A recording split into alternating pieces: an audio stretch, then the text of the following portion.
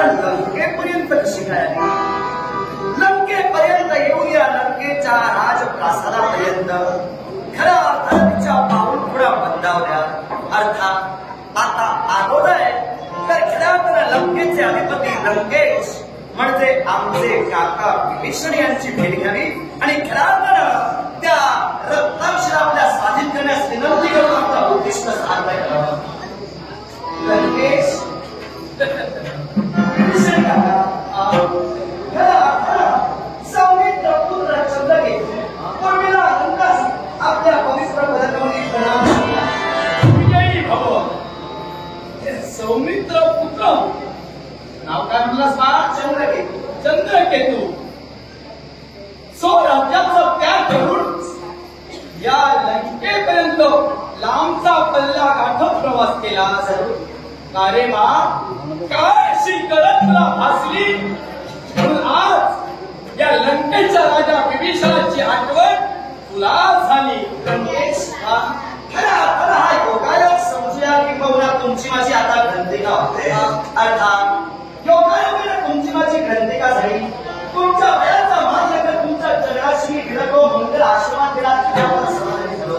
पण माझ्या मनात असणारी एक लहानशी शंका, या शंकेचं निराकरण आपण कराल याच शंकाने अयोध्येत अराजकता निर्माण झाली. अर्थात अयोध्येत खऱ्यातर आजपर्यंत प्रत्येक नागरिक सुखासुखी समाधानी जीवन जगत होता. आणि असं असताना आमच्या नेत्रासमोर दिसणारी एक अघटित घटना, ती अघटित घटना कोणती असेल तर रक्ताक्षी नावाची एक स्त्री.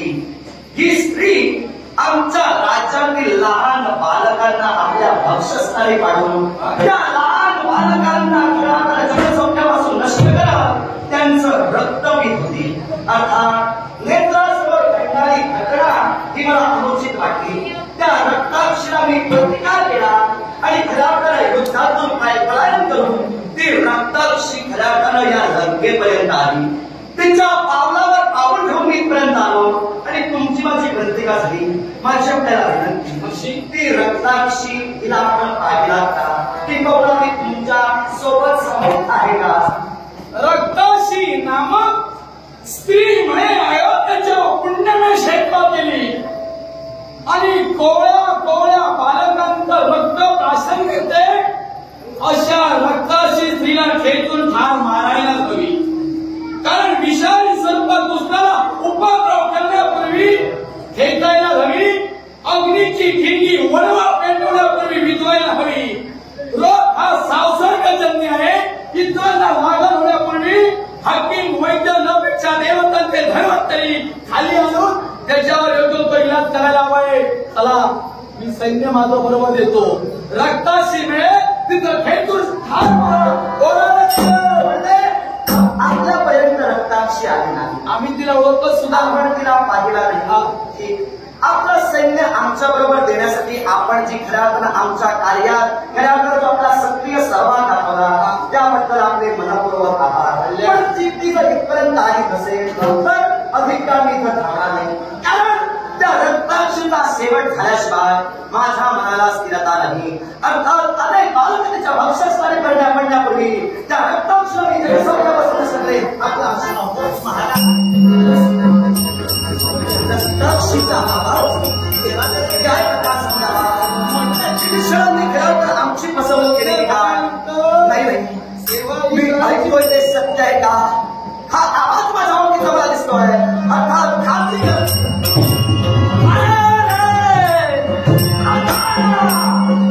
आमच्या मुलांची फसवणूक विभीषण फसवणूक म्हणून म्हणून सुचलं. आता लग्नाची पत्रिका वाटायला सुरुवात केलेली आहे. हे काय होते त्या लग्नाला या येणार मानापणाची पत्रिका अयोध्येला आम्ही विसरणार नाही. ही पहा लग्न होणार आहे. ही नाव सुंदरी.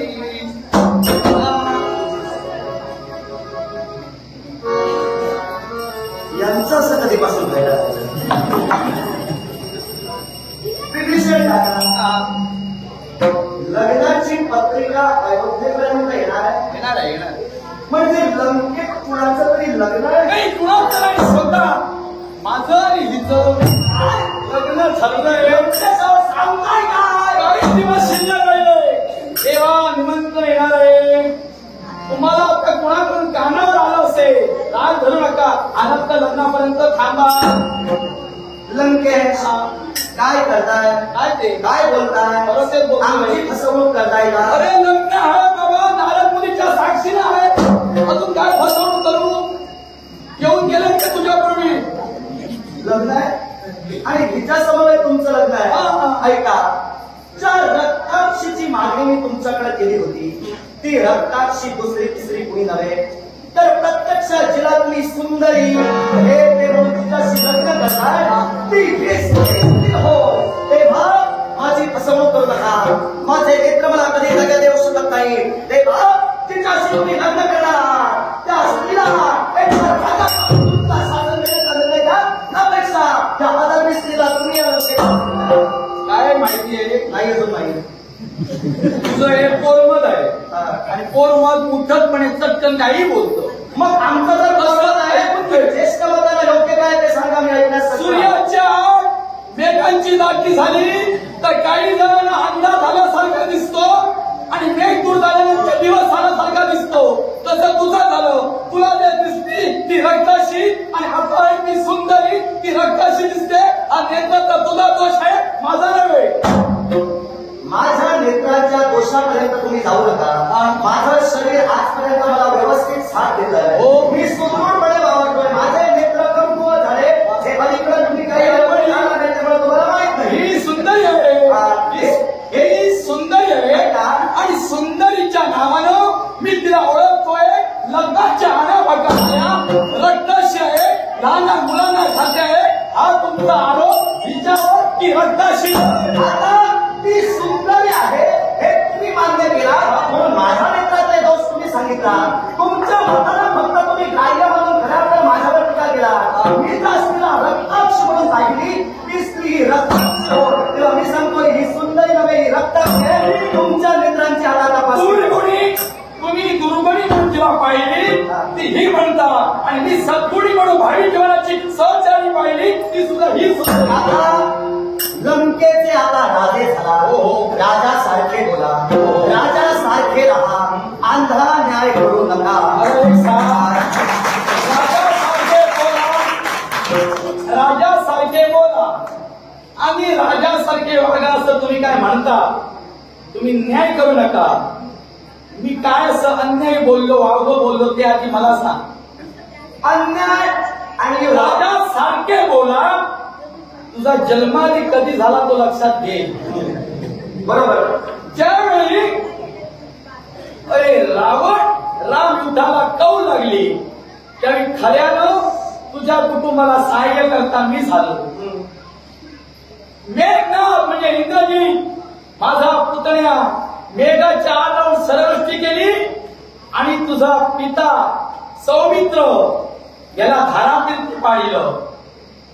बऱ्याच जणांना वानर सैन्यानं वाटलं होतं हे आता गेले माणसातून उठून.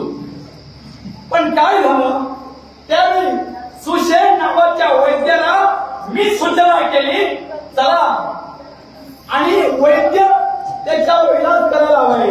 त्याप्रमाणे सुषेण वैद्यानं त्यावर उपचार केले. पुन्हा ते व्यवस्थित झाले. त्यानंतर राम रावण युद्ध संपलं. पुनश्च ते अयोध्येत गेले. रामाचा राज्याभिषेक करण्यासाठी मी तिथे स्वतः होतो. त्यानंतर तुझा जन्म झाला आणि जर तुझ्या पित्याला वाचण्याचा उपाय जर का वैद्यकीय मी सुधारला नसता तर तू आधी जन्माला झाला नसता. आता तुझ्या बापाचा बाप मी इथं आहे आणि तू मला आता शिकवतोय नागवंड किती खोल गेली आहे. मुद्दा माझा काय होता तुम्ही माझ्या म्हणूनच एक लक्षात ठेव. वेळ निघून जाते शब्द लक्षात राहतात. राजा सारखं बोल. अज्ञानपणाचं पांगून पाहिलं तुला कोणी सांगितलं? ऐका सांगतोय माझा मुद्दा काय होता तो लक्षात घ्या. तुम्ही कुठपर्यंत बोलला खऱ्या अर्थानं राम रावण युद्ध संपुष्टात आलं तिथपर्यंत. माझ्या वडिलांना तुम्ही वाचलेला जे काय केला ते योग्यच केला तेवढ्यापर्यंत बरे होता. नंतर सैर बरे झाला. पटवून दिला. एक लक्षात ठेवा. सैर भर म्हणाला राम सहवासात तुम्ही आहात. रामाच्या म्हणजे तुम्ही पुत्रा समानच आहात. या रामपुत्रांची पुतण्यांची वाणी एवढी अपवित्र केव्हापासून झाली? पवित्र नाही. रामपुत्रांची वाणी ही सत्यतेची खूण दर्शवणारी आहे हे पटवून देणार. मग मला सांगा, राम राजा आहे, त्याला कोणी बोललं का राजासारखं बोला? त्या रामाचा सवाल तुझ्यापेक्षा मला जवळचा आहे. राम जिंकला कारण मी आहे. रामापेक्षा हुशार कोण आहे? तो हुशार आहे, तो अर्धवट आहे. ऐका, कसे आता बोलताय अर्धवट कसे जाता? मी काय सांगतो एक ऐका, तुम्ही बोलतात अर्धवट तू म्हणतो, मी बोलून फिरवून की तू सुद्धा अर्धवट बोलतो. पण मला लोक त्या शब्दांचा उच्चार करायला लावू नको. मी करणारही नव्हे. काका, मी जे काय बोललो त्याचं शब्द स्पष्टीकरण मी करणार. तुम्ही काय बोलला? तू आधी कधी जन्माला आलास हे तुला माहित आहे का? बरोबर आहे. आता मी कधी जन्म त्याआधी मी राजा झालो म्हणून म्हणालो. काय सांगा? त्याआधी मी तू राजा म्हणालास ना, राजा सारखं बोल. मग तुझ्या जन्माआधीपासून मी बोलतो राजा म्हणून की लवकर म्हणून? मी असं म्हणालो माझ्या राम येईल तर त्याला काय वाटेल माहितीये?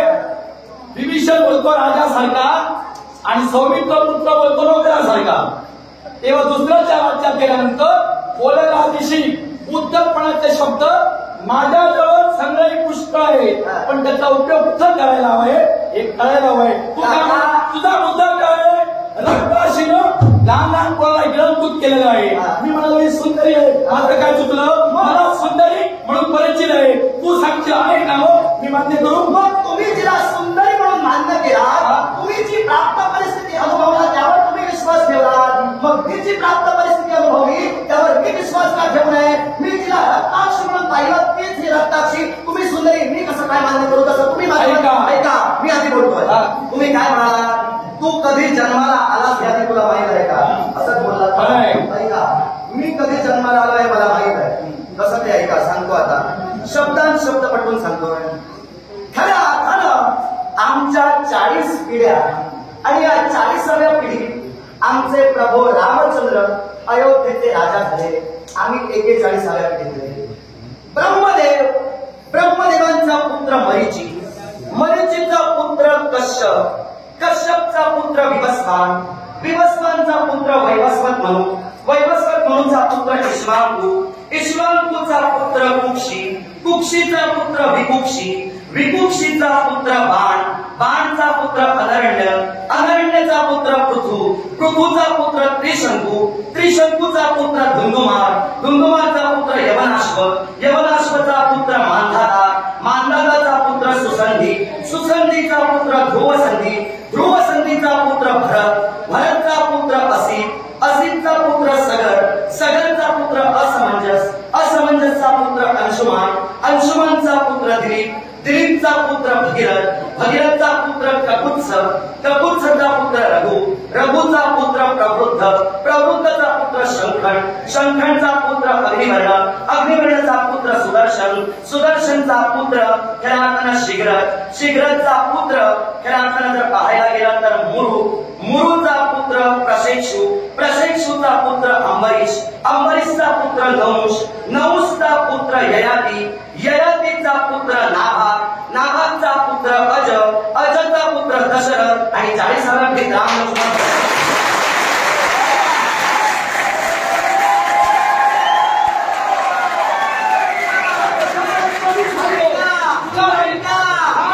मी तुझ्या घरच्या मंडळींची चौकशी केली नाही.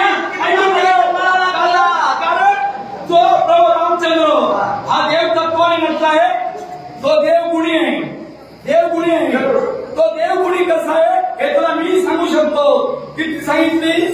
तू सांगितलीस नाही. 41व्या विद्यान होते तुला माहित नसेल आणि ती सांगायला तुम्ही सगळं. पण ऐके, विष्णूचा अवतार राम हा ज्यावेळी मला कळाला ना त्यावेळी त्याच्या गुणाची पालक आधी मी केली. तुझ्यापेक्षाही मला माझा प्रवास सांगतो. त्यावेळी गुणांची पालक आधी केली. मी कुळात किती जन्माला आलो यात तुला हेरापटन करायला सांगितलं नाही. सत्य, शौच, दया, शांती, त्याग, संतोष, आदव, क्षम, दम, तप, साम्य, शितिक्षा, उपरती, श्रुतम, ज्ञानम, विरक्ती, ऐश्वर्य, शौर्य, पौर्ण, विलासित, केतुमान, जिज्ञासू, पण तू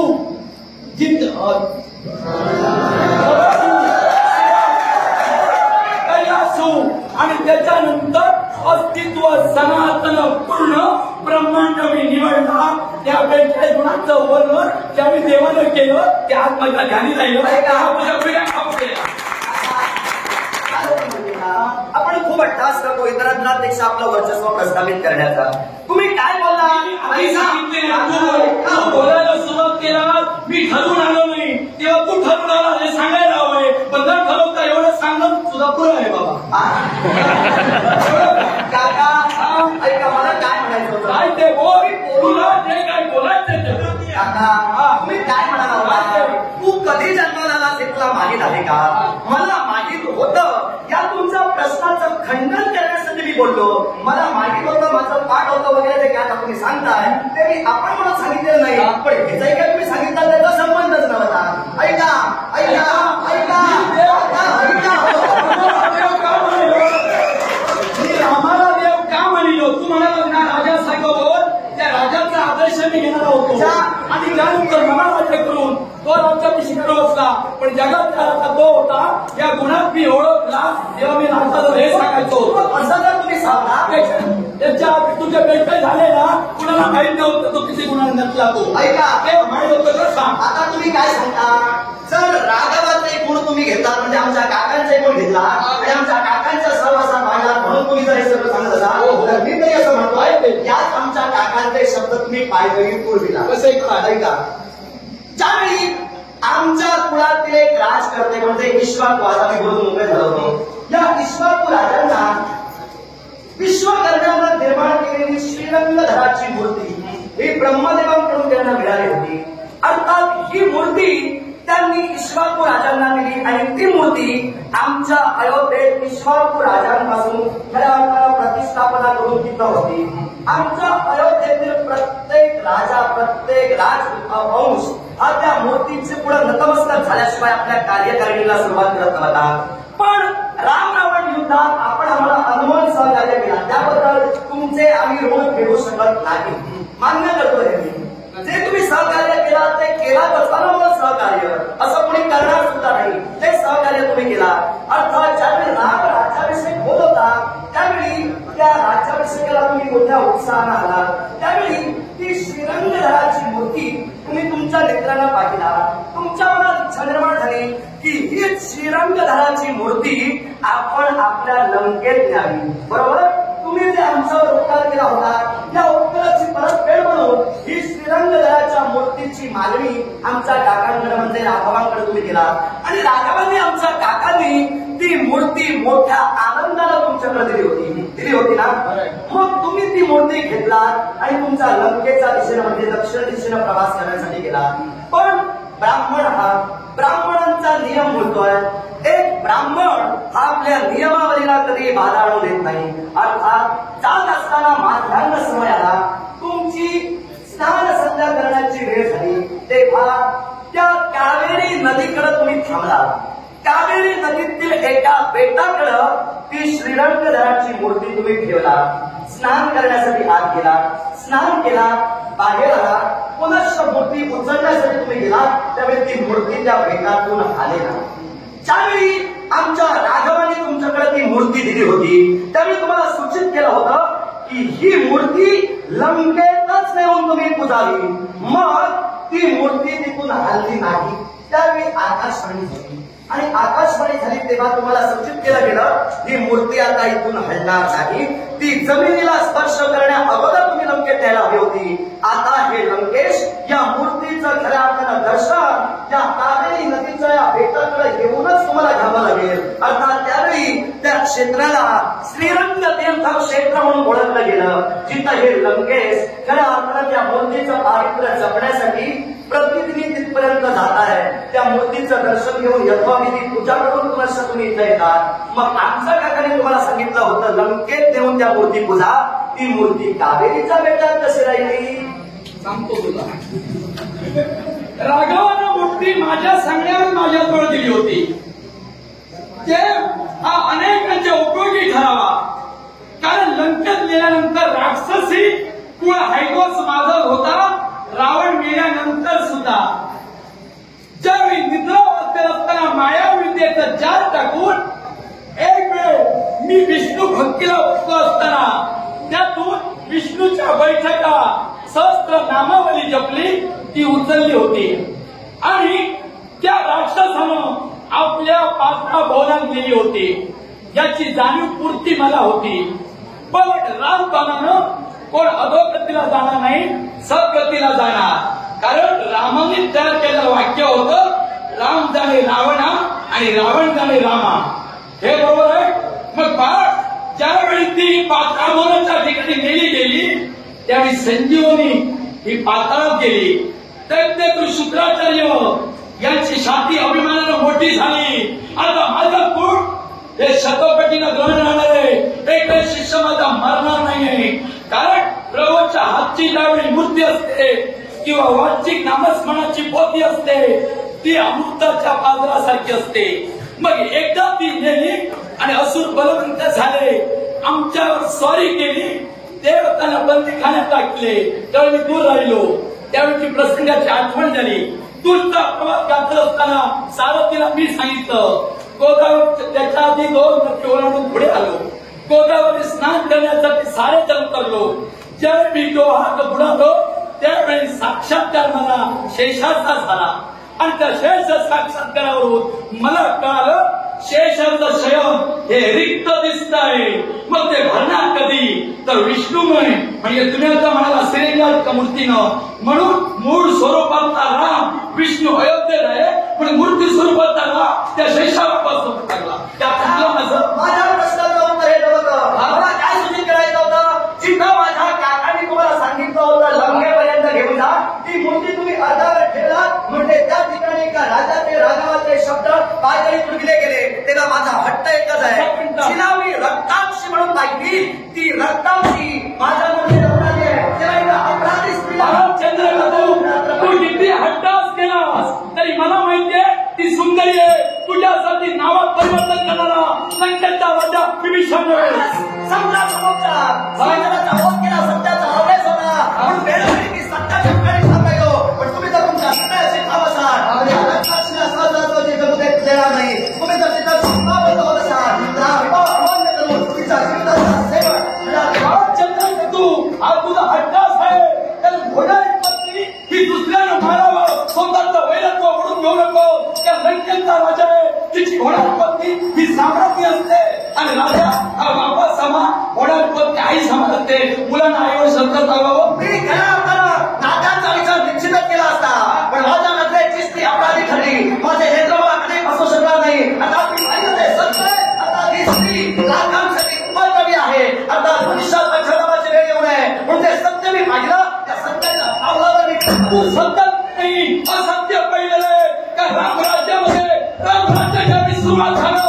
रामाच्या राज्यात कोणी विधवा नाही, कोणी दुःखी नाही, कोणी कष्ट नाही, कोणाचं रक्त सांगत नाही. मग रामराज्य असताना रक्त बाहेर पडत असतं. मी तेच पाहिलं. आतापर्यंत आमच्या घराकडे दृष्टिकोन असणारी घटना प्रत्यक्षात दिसून येते. खऱ्या अर्थानं देवाच्या कृपेनं मी पाहिली. आता तेच या सगळ्या सौख्यापासून नष्ट करण्यासाठी पुण्यवान विरुद्ध अरे रामराज्य हे रामराज्य म्हणजे सुखाचं राज्य आहे. सुखाच्या राज्यात दुःख आलं कसं? पण सुखाच्या राज्यात दुःख आलं कसं हे नियतीला माहीत. अर्थात ते आलं नियतीला ते माझ्या दृष्टिक्षेपात आणून गेलं. आता घरात हे पाप नष्ट करणं मला सर्व अयोध्येच्या सीमेवर चतुरंग म्हणजे सेनापक्ष ठेवला सीमारक्षण करणारे होय ना हनुमंत, मारुती, सुग्रीव, अंग हे काय करत काय झोपा गेले होते. आता त्यांच्याकडे उत्तर का कुठे होता तेव्हा? ऐका मी काय म्हणालो, माझ्याकडे ज्यावेळी ही घटना समजली आणि मी हिला रक्ताक्षी जिथं पाहिली त्यावेळी ती खऱ्या आमच्या राष्ट्रवेशीकडं अयोध्येतल्या एका बालकाला घेऊन त्याचं रक्त पीत होती. हे जे मी पाहिलं ते सत्य सत्य म्हणून कोपून तिथं सांगतोय. तिथं माझ्या मनातली खऱ्या भावना ही सत्याचीच आहे. तेव्हा मी जे सत्य पाहिलं त्यावर माझा विश्वास आहे. अर्थात फक्त सगळा हनुमंत किंबहुना तुम्ही जे सांगितलं ते खऱ्या अयोध्येची जी प्रधान मंडळी आहे किंबहुना अयोध्येचे ते संरक्षक प्रबोध आहे. जबाबदारी घोषित आहे. तुझ्याकडे काय चालू आहे ह्या भावना माहित हा? नाही तिच्याशिवाय दुसऱ्याकडे सांगू शकत नाही तुझं बघतो हे लक्षात दे तिथे काही बघू नको रक्षण करणारी जाऊ आहे हे लक्षात दे तिची काय जादू आहे तुला काय करणार अरे जादू करण्यासाठी जादू कशात विचार केलं ते जादूगाराची जादू उघड्यात पाहिजे असते सांगतो तू उघड्या डोळ्याने पाहिजे ती जादू मला काही आवडली नाही जगासाठी उपद्रवी असणारी ही जी उपद्रवी जादू नष्ट करण्यासाठी आलो मी चालतो म्हणून मारणार तेव्हा सांगतो तिच्या अंगात कला आहे ती कला दाखविना संपण्याचा ठेका तू हाती घेतला हिच्या अंगी कला आहे ती दाखवणार हो. कसं आहे मला संपण्याची संपण्याचा हिला ठेका मी घेतला हो काय सांगतो काय सांगतो मला त्यांनी प्रजाजनांना ही उपद्रवी ठरलंय मला त्यांची लहान लहान बालक हे आपल्या भक्षासाठी पडलंय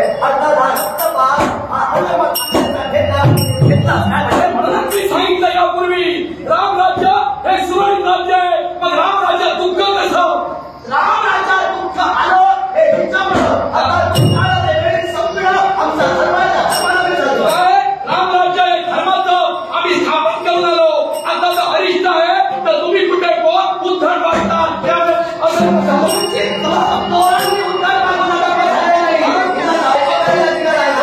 उत्तर मागता येईल अधर्म करता येईल सध्या अधर्म कोणी केला अरे अधर्म माझ्या बायकोला होणाऱ्या बायकोचं अधर्म शोध नको तुझ्या मुळा आमच्या उत्तर पोरांना म्हणून आमच्या तुम्ही शोधू नका तुमच्या बायकोला सांगितलं तुम्हाला झोप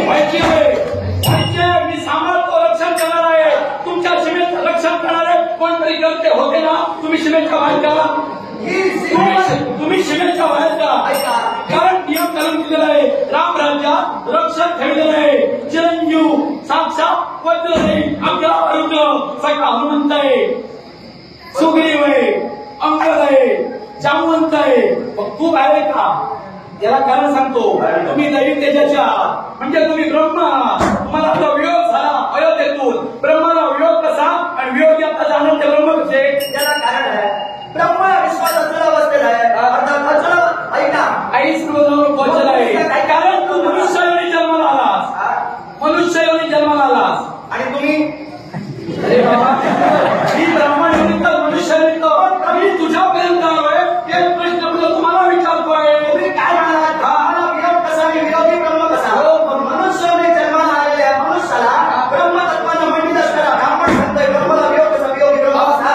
काय म्हणतो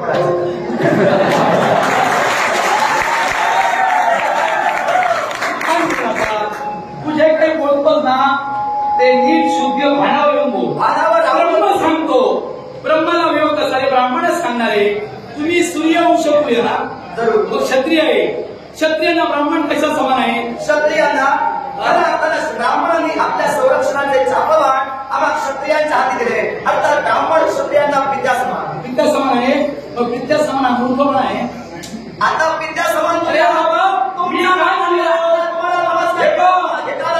मी काय म्हणालो झेपावलं नाही मी काय म्हणालो उद्धट शब्द माझ्याजवळ सुद्धा आहे त्याचा कौल योग्यच लागेल पण मी उद्धट शब्द मुखात घेणार नाही राम सहवास झाला ब्राह्मणांचे मंत्र हे आमच्या मुखात आहे देवाधीनम जगत सर्व मंत्राधीनम च दैवतम ते मंत्र ब्राह्मणाधीनम ब्राह्मण क्षत्रियांना दैवतम तुम्हाला दैवत आहे ना मग मूर्खपणाचा कळस कसा काय बोलणार चालत बोलतो आम्ही मी सांगेन तू म्हणाला तर शांत होतो म्हणून म्हणाला शांत काहीच बोललो नाही मी सांगतो नाही काय म्हणा तुम्ही सांगा मी सांगतो हे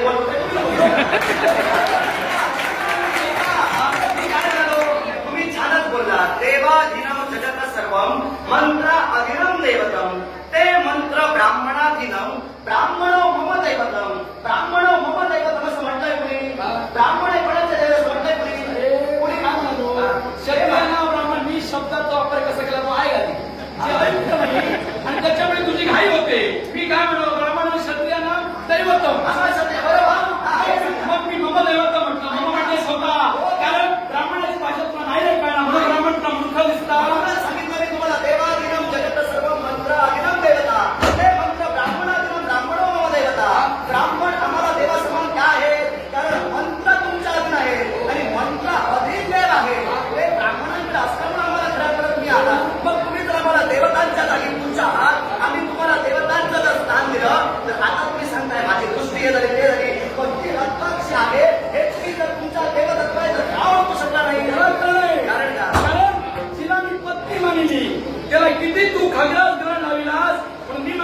मी पाहिलं का ती रक्त पिते मी पाहिलं का मग मी पाहिलं त्या सत्य का मी म्हणालो होतो तुला एक म्हणालो रक्ताशी ती ही नव्हे सुंदर ती ही मग मी म्हणतोय सुंदर ती ही नव्हे रक्ताची ती ही रक्ताशी रक्त पहिली आमचा तिथं होई होती ती इथं कशी आली इथपर्यंत आली आणि इथं येऊन स्थिरावली तुम्हाला काय वाटतं मी असा देखून हिरत म्हणून सांगतोय काहीतरी घडलं म्हणूनच सांगतोय ना हे बघ माझं म्हणणं असं नाही तुम्ही कसं त्या रक्ताशीला तू तुझ्या शिमेवर पाहिली मग शिमेवर अंगरक्षक होते ना मग अंगरक्षक असताना तू बाहेर कसा का विचारला रक्ताक्षीला प्रतिकाराने कुणी केला हे मला माहित आहे खरा अयोध्येचा राष्ट्रदेशवर रक्ताक्षीला प्रतिकार आया चंद्रकेतूनच केला किंवा बाहेर कोण हात कोण हे आता पुन्हा पुन्हा सांगू नका तिनं मी प्रतिकार केला अर्थात तिनं प्रतिज्ञा केली मी सुधारणार नाही ती म्हणून गेली विचारा तिला जरा आता ती बोलून गेली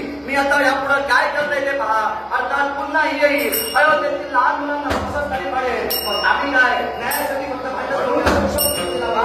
म्हणून तुला या आधी मी म्हणालो रामराज्य सुरळीत पुन्हा तुला दुसऱ्याला सांगतो तिथं रक्तपात झाला कसा हे तू सांगत नाही नको तर मी सांगतो रामेश्वराचं तू सांगतो